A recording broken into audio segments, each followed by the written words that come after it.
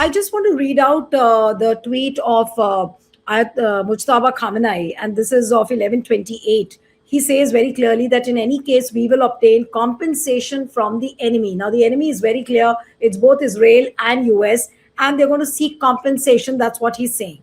If they refuse, we will take it from their assets to the extent we deem appropriate. So Iran is putting out conditions very clearly. For Yes. Mujtaba, it's not like a very simple game that, okay, they will come under pressure and they will give in so easily. They're very clearly saying that we will seek compensation and we will extract the last drop of the compensation we can. And then he says, he goes on to write that if that wasn't possible, we will destroy an equivalent amount of their assets. Now, what kind of a threat is that? Because obviously it's very clear that the crisis is not ending anytime soon. The war is also not ending anytime soon. So, do you see an exit way where both sides can come to some sort of a middle ground? I do not see any exit way because for Iran, the most important thing at the moment is that Iran is not treated like Israel has been treating the Palestinian territories. That whenever they are bored, whenever they have nothing better to do, they go and drop a few bombs. This is what they have done with Iran. They have carried out targeted assassinations. If you recall, they killed the head of the Quds force, Major General Qasem Soleimani. So that was also a targeted assassination. I mean, you don't kill a head of the armed force of another country like that. But these kind of liberties, they have been taken with Iran over the years, and in their mind, they think uh, they have the power to take these liberties with Iran. But Iran obviously now does not want to be treated in that way. It wants to ensure that going forward, Iran is not attacked by either Israel or by the US. It also wants to be part of the global economic system where it can do business like any other nation. It can do trade like any other nation with other countries. So all of that it wants to ensure, and unless that happens, unless it has a assurance, or actually assurance also don't matter in this case, because what can anybody do if 3 months later US drops another bomb? So I don't think assurance matters here.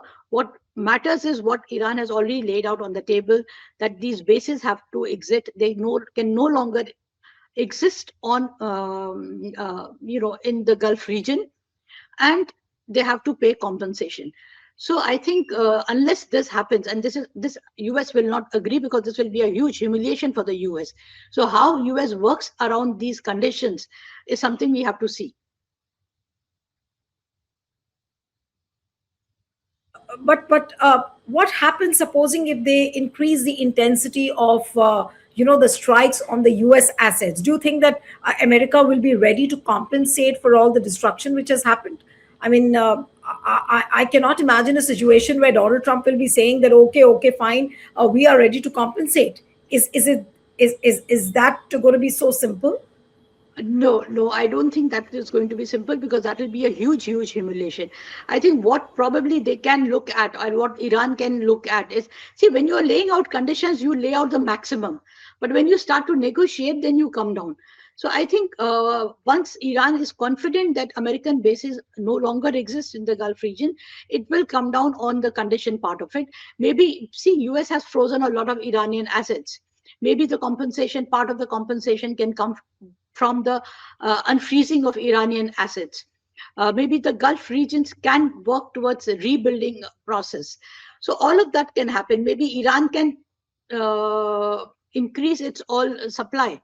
Maybe those embargoes, once they are lifted, it can get a preferential treatment. So I don't know how they can work around all of this at the moment, but the conditions which Iran is laying out at right now are maximalist. You do not you start with the maximalist position, but once the negotiations are underway, then you tone down your position, because you also want to reach some kind of an agreement. See, for Iran also, this cannot go on endlessly. Once it feels that it is in a position of power, it is in the position where it can negotiate from a position of power.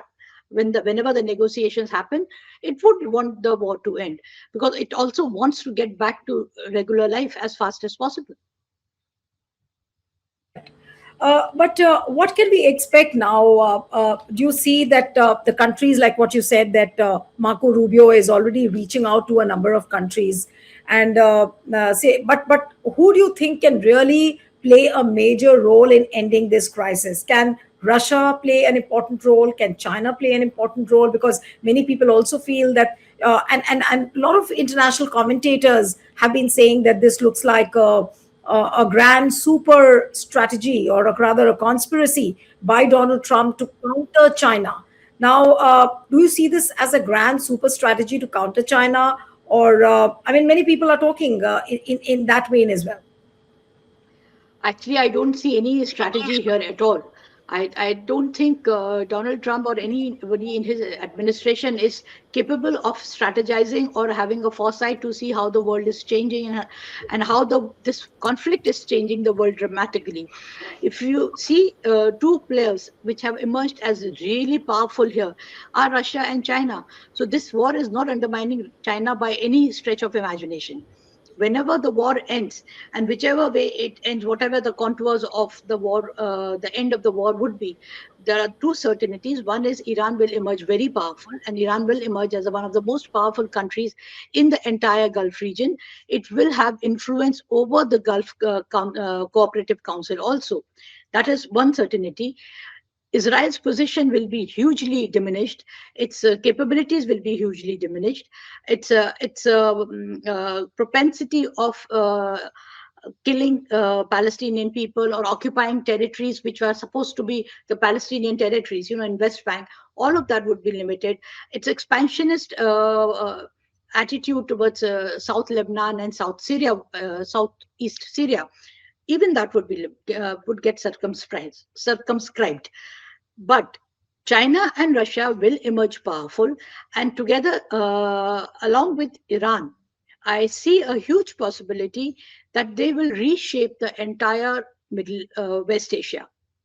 I do not see their power diminishing at all. In fact, whatever the shape of West Asia after the war, the main players in this region will be Russia and China. They have Iran is already a member of BRICS. It's a full member of SCO, and these organizations will only expand, because the Gulf Council also, see, they allowed America to establish its bases there, because they thought these bases were the sign of security for them. America over the years had dangled the threat of terrorism, had told them that you have fear of terrorism, your threat is terrorism. It dangled the threat of Iran, as in the revolution that happened in Iran when the people rose against the monarchy in Iran. America told the Gulf Council countries, the Arab nations, that the same thing can happen to you. Iran is exporting the revolutionary thinking in your region, so your people can also rise up against you. So all these fears, terrorism, possible revolution in the future, this frightened the Gulf regions to such an extent that they allowed America to not only establish the bases, but progressively expand those bases. But now, when the war gets over, whenever it gets over, these bases will be untenable. Right. They will no longer be secure even for the US, Absolutely. because the animosity against the US is huge in this No, region. but Whatever in the rulers may say. in this entire gamut of things, how do you think that now India will position itself? Because, of course, Prime Minister Modi has tried to reach out to the president, but then the legitimacy of the president in Iran itself is questionable, because people do go by what the supreme leader Mojtaba Khamenei is doing or deciding. He runs the country, but we are not calling the person who's most important. But we chose to speak to President Pezeshkian. Now, seeing the things, and as what you just explained, that Iran will emerge as one of the most powerful players of the Gulf region, and which obviously other countries in the Gulf will also acknowledge this fact. Israel's military might has been challenged like Iran, like never before. So after this, when India seems to be in the lap of America and Israel, how is India really going to maneuver with Iran? See, this will take a lot of effort. First of all, India will need to change its mindset completely. It will need to acknowledge that the world has changed.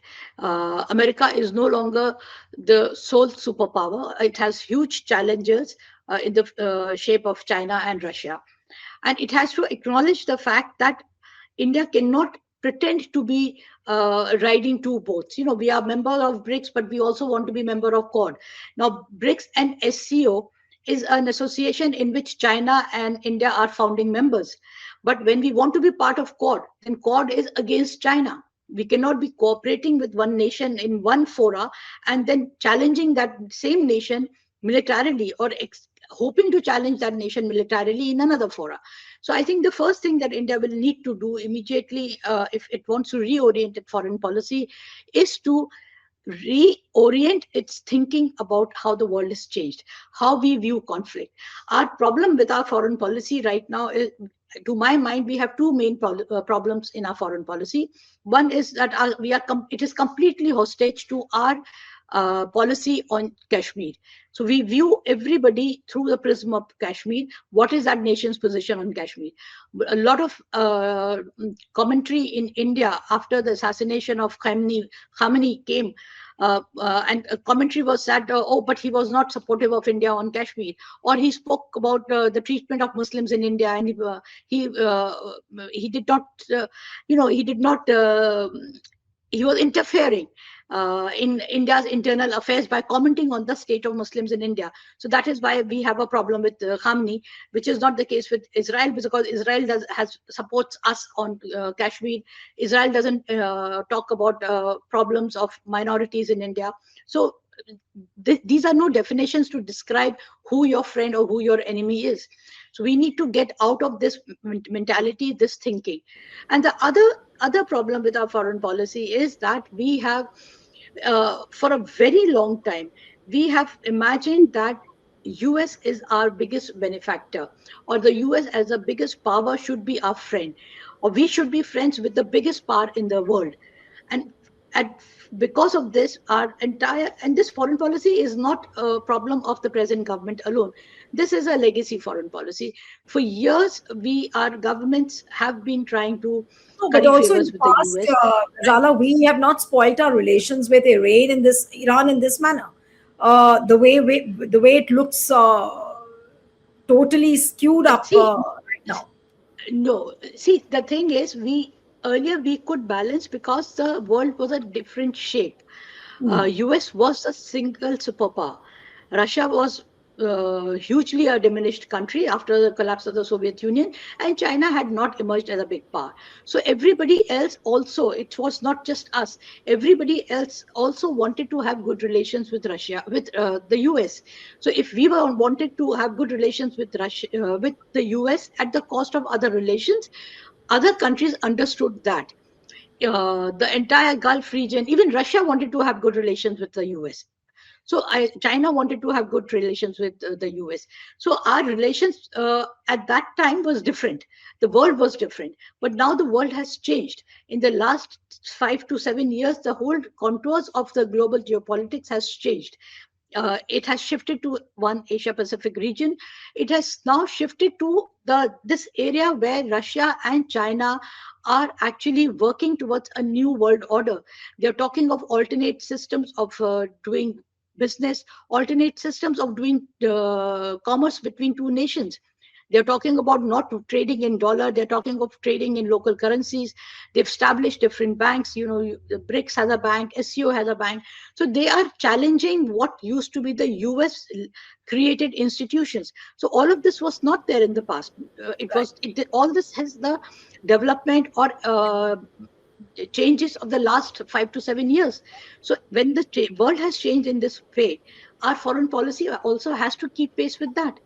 But we have become hostage to our past and hostage to our prejudice, and because of which we have not been able to change our mindset. The whole, Absolutely. yeah. Yeah. All right, so we'll have to wait and watch what happens to this crisis and how long this crisis continues. When does it end? Who's going to end? What kind of a role is America going to play now? Do they have an exit plan? All those are very important questions which people are keenly watching, but no one has the answers as to when this crisis is ending. Thank you so much, Ghazala, for joining on HW News. Thank you.